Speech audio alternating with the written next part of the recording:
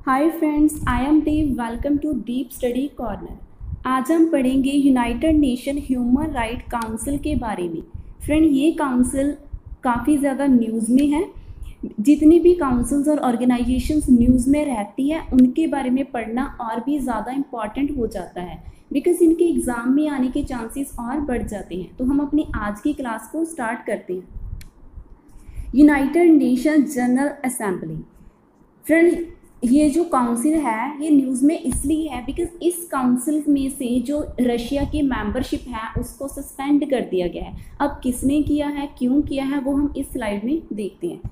United nation general assembly voted on resolution to suspend membership of Russia in United Nations Human Rights Council because of the systematic violation by the Russian force in Ukraine।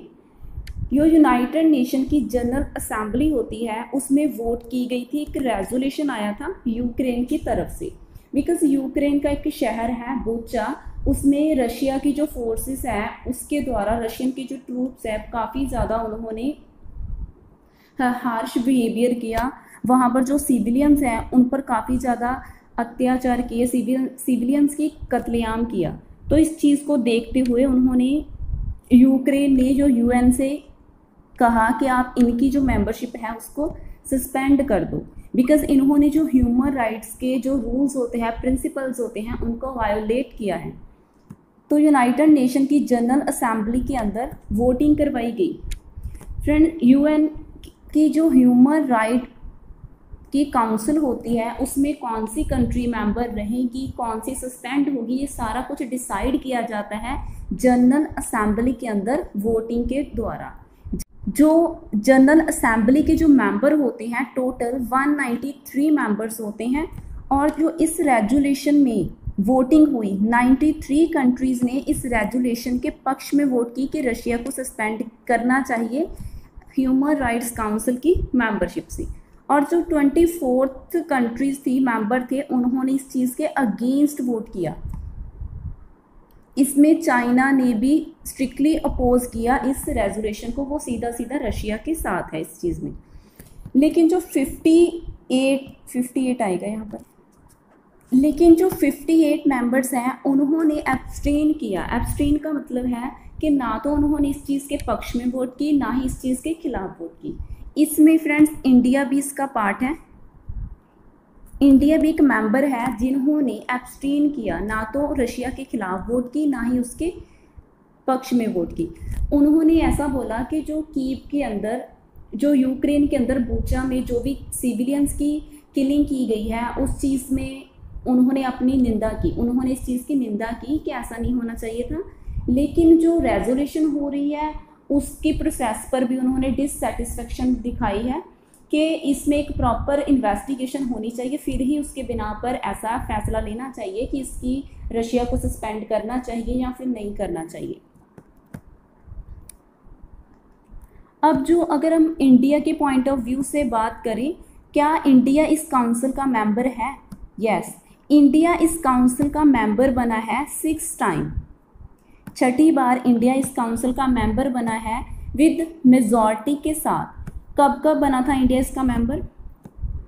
2006 से 7 तक, 2006 का पूरा year 6 और 7 तक, फिर 2008 से 10 तक, फिर 12 से 14 तक, 15 से 17 तक, 19 से 21 तक एंड 22 से अगेन 24 तक अब इसका मेंबर रहेगा।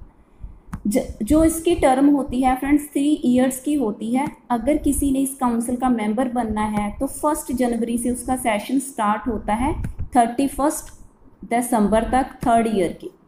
पूरे 3 साल तक चलता है ये सेशन, इसकी पार्टनरशिप। और इंडिया 1 जनवरी 2020 से इंडिया ने इस काउंसिल को ज्वाइन किया। अब इसकी टाइम पीरियड है कब तक का?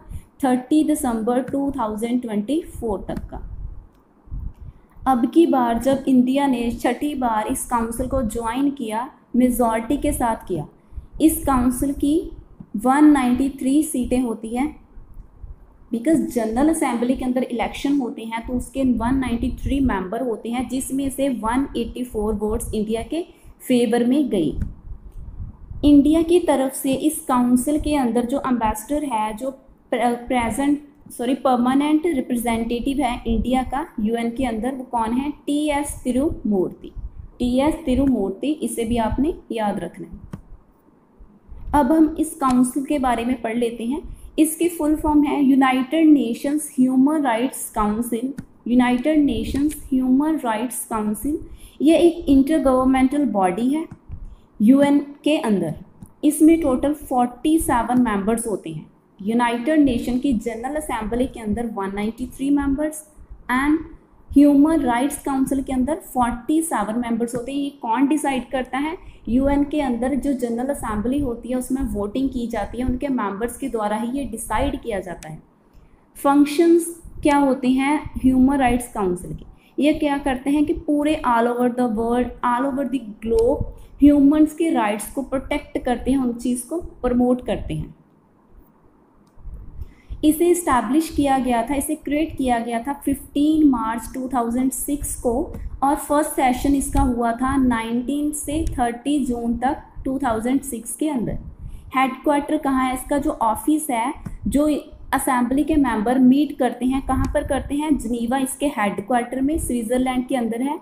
इसके प्रेसिडेंट हैं मिस्टर फेडरिको वेलेगास, जो कि अर्जेंटीना से हैं। इनकी जो मेंबरशिप होती है काउंसिल की 3 ईयर्स के लिए होती है, 3 साल के लिए होती है। Not to be eligible for immediate reelection after 2 consecutive terms. इस चीज़ का मतलब है कि अगर कोई भी मेंबर इस काउंसिल का मेंबर बनता है, वैसे तो वो 3 साल के लिए बनेगा, लेकिन अगर लगातार 2 बार इस काउंसिल का मेंबर रह चुका है, लाइक फर्स्ट पहले के 3 साल मेंबर रहा, फिर आगे के 3 साल अगेन मेंबर रहा, टोटल 6 ईयर होगी कि किसी कंट्री ने अगर टोटल 6 ईयर लगातार इस काउंसिल की मेंबरशिप की, तो वो नेक्स्ट 7th ईयर में इस काउंसिल का पार्ट नहीं बन सकता, एलिजिबिलिटी उसकी नहीं बनेगी। हाँ, लेकिन 8th ईयर में 1 साल का गैप पाकर आगे वो री इलेक्ट हो सकता है, जैसे ही अगर वो वोटिंग में जीतता है। जैसे हमने देखा कि इंडिया 6 टाइम इस काउंसिल का मेंबर रहा, यहाँ पर देखो 6 टाइम इंडिया इसका मेंबर रहा इस काउंसिल का। पहले के 2 साल देखो, पहले 2007 तक टाइम पीरियड ख़त्म हुआ, फिर 8 से 10 तक चला, लेकिन उसके बाद देखो 10 से फिर 12 तक नहीं है, 2011 का यहाँ पर गैप है, बिकॉज 2 कॉन्जिक्यूटिव ईयर के बाद वो कंटिन्यू नहीं कर सकता कोई भी मेंबर हो। यहाँ पर 2017 के बाद फिर 18 का गैप है, ऐसे ही 2021 और 24 तक चलेगा, फिर 25 का गैप होगा ही होगा अगर उसके बाद भी इंडिया ज्वाइन करता है, लाइक 2026 में। आई होप यहाँ तक पॉइंट्स आपको क्लियर हो गए होंगे।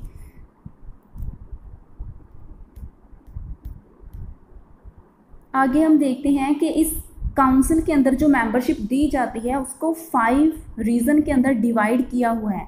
Asia Pacific group, African Pacific group, Latin American and Caribbean, eastern European and western European group. जो एशिया पैसिफिक ग्रुप है, जिसका हमारा इंडिया भी पार्ट है, इंडिया भी इसका पार्ट है, इसमें 13 सीट्स हैं। अफ्रीकन ग्रुप के पास 13 सीट्स है, लैटिन अमेरिकन के पास 8 सीट है, ईस्टर्न यूरोपियन के पास 6 सीट्स हैं, और western European and other states के पास 7 सीट्स हैं।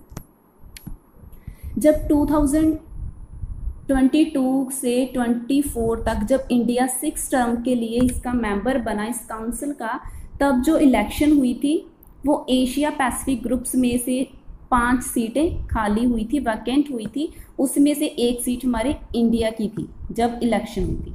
टोटल 18 सीट्स वैकेंट हुई थी। फ्रेंड, जो 3 इसकी जो काउंसिल की जो सीटें होती हैं 47 होती हैं, ये हमने देखा।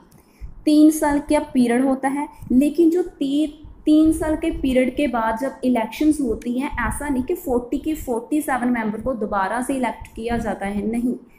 इसकी जो मेजॉरिटी है, जो 47 सीट्स तो मेंटेन रहती है। कुछ मेंबर जिनकी 3 ईयर्स की टर्म ख़त्म हो जाती है, सिर्फ उनकी ही री इलेक्शन की जाती है, उनकी जगह पर जो री इलेक्ट होकर आते हैं वो उसकी जगह पर आ जाते हैं, जिसकी टर्म कंप्लीट हो जाती है वो यहाँ से रिमूव होते जाती हैं। ऐसे ही सारा प्रोसेस चलता रहता है।